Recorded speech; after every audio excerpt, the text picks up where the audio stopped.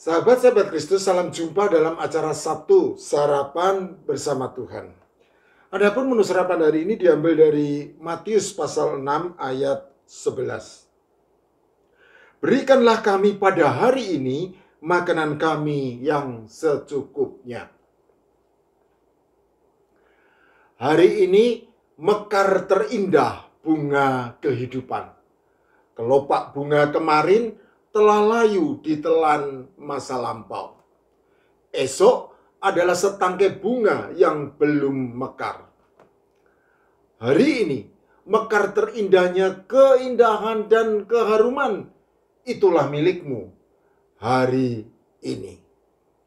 Hari ini adalah lembaran baru buku kehidupan. Ia menanti goresan penamu. Kemarin adalah lembaran yang telah berlalu. Engkau tidak bisa membubui satu goresan pun ke dalamnya. Mencoret pun tidak bisa. Hari ini adalah sebuah busur dan anak panah yang siap dibidik. Kemarin adalah sebuah panah yang sudah dimuntahkan dan telah meluncur lenyap di telan waktu. Esok adalah sasaranmu yang sedang engkau bidik hari ini. Kemarin sudah berlalu. Esok tidak diketahui. Tetapi hari ini adalah milikmu.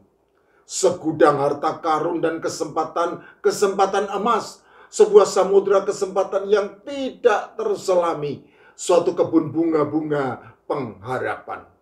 Hari ini adalah catatan pertama yang paling jelas dari kidung kehidupanmu.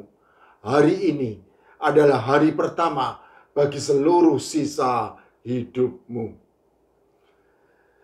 Demikianlah lirik sebuah puisi indah dari Jim Abdul yang mengajak kita untuk menatap masa depan dengan mengerjakan apa yang dapat kita kerjakan di hari ini. Sahabat-sahabat Kristus, saya yakin Tuhan Yesus Kristus juga mengendaki kita untuk menatap masa depan dengan mengerjakan apa yang dapat kita kerjakan di hari ini.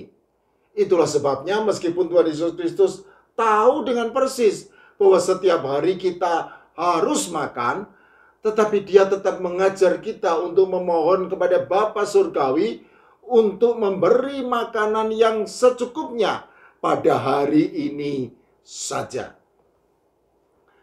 Sejatinya pengajaran Tuhan Yesus Kristus ini dilatar belakangi suatu peristiwa yang pernah dialami oleh bangsa Israel pada saat mereka berada di padang gurun gersang setelah keluar dari tanah perbudakan Mesir menuju ke tanah perjanjian Kanaan.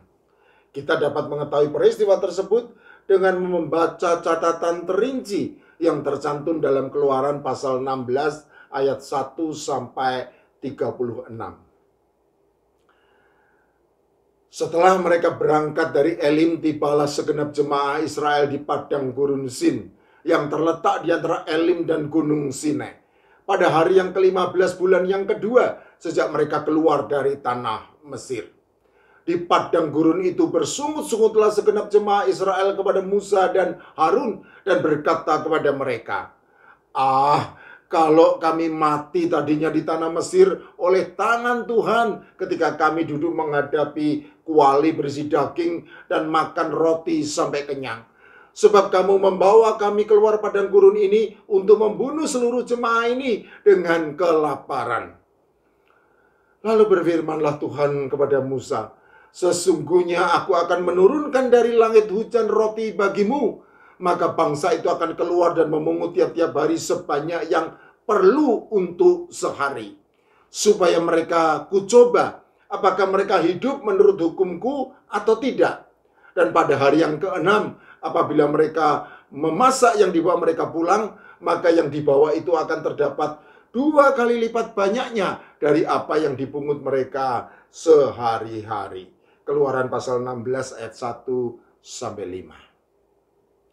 Sahabat-sahabat Kristus, hujan roti dari langit yang diturunkan oleh Tuhan tersebut berupa embun pagi yang setelah menguap, maka tampaklah sesuatu yang halus, sesuatu yang seperti sisik, halus seperti embun beku di bumi, yang oleh bangsa Israel kemudian disebut sebagai mana. Warnanya putih seperti ketumbar dan rasanya seperti kue madu. Mana inilah yang kemudian harus dipungut oleh bangsa Israel tiap-tiap hari sebanyak yang perlu untuk sehari. Sehingga orang yang mengumpulkan banyak tidak kelebihan dan orang yang mengumpulkan sedikit tidak kekurangan. Karena tiap-tiap orang mengumpulkan menurut keperluannya. Jadi kuncinya adalah kata secukupnya.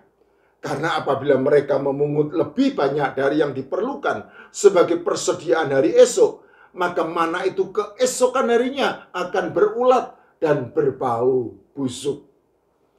Sahabat-sahabat Kristus, makanan memang sudah disediakan bagi kita tiap-tiap hari. Namun kita harus bersedia memungutnya secukupnya sesuai dengan keperluan kita. Ini berarti bahwa kita harus tetap berusaha untuk mendapatkan makanan yang sudah disediakan oleh Allah Bapa bagi kita. Selain itu, kata kunci secukupnya juga menjadi sangat penting karena hal ini melatih kita untuk menahan diri dari rasa serakah dan lebih daripada itu juga mengajar kita untuk senantiasa hidup bergantung kepada Allah Bapa yang mencukupkan segalanya bagi kita, anak-anak yang dikasihinya.